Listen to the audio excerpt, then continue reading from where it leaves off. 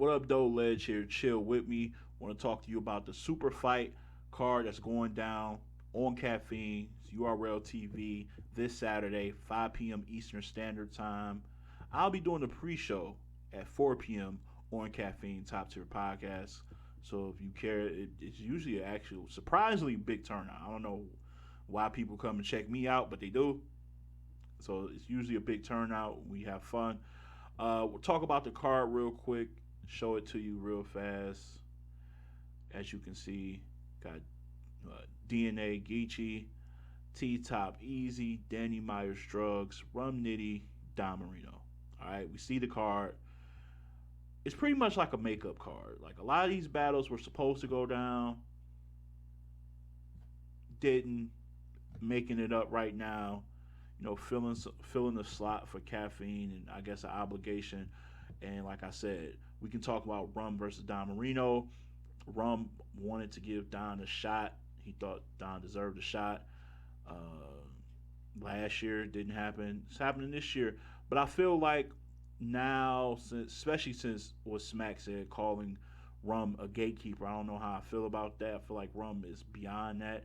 If you look at the history of gatekeepers in URL, it's been Swave, it's been Suge. They don't get the big battles on URL once they become that.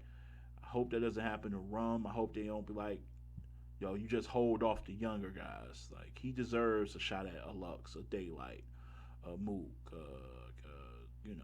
a Hitman, Calico. But right now he's got Don Marino. Don Marino is good.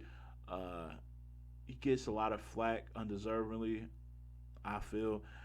But I will say the big matches he's had, the big shots he's had was off URL, which was kind of a bad look to me. For me, I would, you would want to battle Chess and get him up out of here on URL and so forth and so forth. But it didn't happen. Now you finally got one with Rum. Listen, Rum has been sitting. This is a bad time for you, Don. It's a really bad time for you. I got Rum clear. I got Rum clear. 2-1 clear.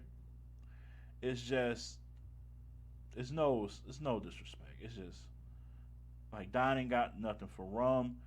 Now Rum will, and I got it 2-1. I don't have it 3-0. I know some people are gonna run to go 3-0.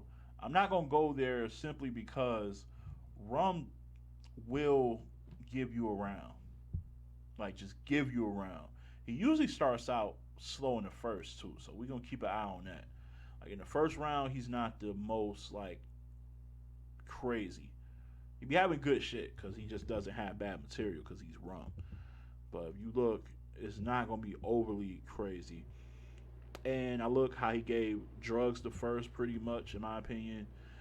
Yeah, he's gonna give a round away. All right, so that's that. We got that. But he's gonna win this battle. We can move on to Danny and Drugs. Speaking of Drugs, Drugs with another shot at another name. He's battled Arsenal. Like I said, just he battled Rum. I got him losing both battles, but he was good in both battles. So there's some silver lining there. I don't think the streak ends because Danny is not going to. Danny is there every round. He's there for you every round. So it's a fact. He's there, and I feel like Danny is going to try to set a tone this year. Like Danny's going to try to set a tone this year. I think he's going to really gun for champion of the year this year for some reason. I don't know what's telling me that. I think he's going to make that a mark to get champion of the year this year, and I think it starts with Drugs. I think Danny just does everything Drugs do, but just does a bit better. Just a bit better. He's a bit more consistent. His punches are more creative, and even with the setups, although he's not the most craziest setup guy in the game, he can put some shit together and make it solid. So I'm gonna go with Danny 2-1, close, but Danny will probably get it. The battle of the night to me is gonna be T Top versus Easy, the block captain. Drug talk, street talk. It's gonna be that one. It's gonna be that one. Now T Top he's turned himself into a he morphed into an angle master. An angle master. He did that. And he did it in fine fashion. I remember the math battle.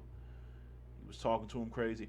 But the thing about it is he hasn't evolved in other areas. Like it's still kind of the same patterns when he's rhyming. The writing hasn't been crazy outside of when he's angling. His punches are just cool. He's not like a crazy. But easy, easy. I don't know, man. I had picked T Top before, and when they initially set this up, but I actually got Easy in this one because Easy been showing me different facets of his game. Like against Danny Myers, y'all, I don't know, man. People were sleeping on how slick some of his like in between lines were, his writing, his build ups to get to his punches. Like he's even punching better now. Aside from all that, you got the vivid street shit, and he can talk to you. Away from the street shit, he can just talk to you. Look at what he said, like how he was talking to Cortez. He was talking to Cortez crazy about Cortez's life. Like, he was talking like, yo, why you ain't on my expert opinion? Why you ain't doing this? Why you like look like he can talk. I got Easy, man. I think Easy just got a little more punch to his talk. He got a little more punch to his talk, and he's hungry. That's a deadly combination. I'm gonna go with Easy in that one. Main event: DNA versus Geechee Gotti. I'm gonna say this: I'm picking Geechee Gotti 2-1 pretty comfortably, just because I feel like I don't know what when DNA talks when DNA gets talked to by somebody like Geechee, it's gonna be different. It's gonna be different. And Geechee passed the goods test too, because goods can make you look crazy, and you never the same again.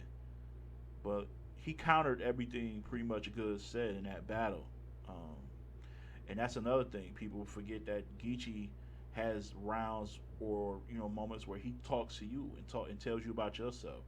He talked to Goods about really this cologne business is the only time you really had a legit business. I actually made more money than you in this battle, but you talk all this money talk. He was talking to Verb about look at what your career was, and then look how you just let it crumble. He talked to John about the whole alleged domestic case or whatever, what have you.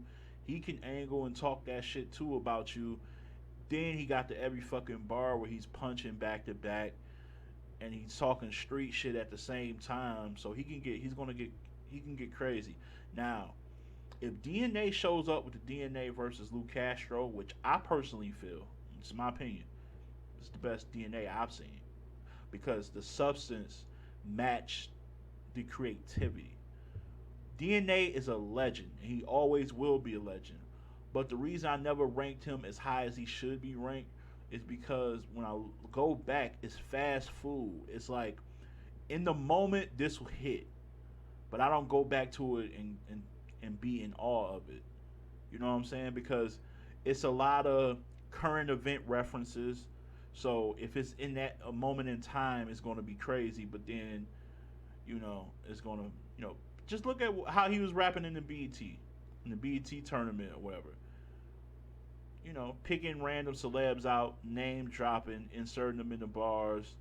That's kind of his thing. It's a little gimmicky, but it works because he cares about instant gratification and getting the victory in the building. So he writes for in the building, so he creates these moments. But that substance based shit he hit Lou Castro in the third. If we can get that DNA, it might go a different way. But I don't think he's gonna do that again. So I'm gonna go Geechee in that one. Look, man, super fights, Urltv. It's going down. It's on caffeine. It's 5 p.m. Eastern Standard Time. Holla at me. Come find me. Support Top Tier Podcast on caffeine. I'll be doing a pre-show at 4 o'clock, and I'll be doing a post-show afterwards as well. That's all my time. Stay tuned for more. And as always, keep it battle rap. Love.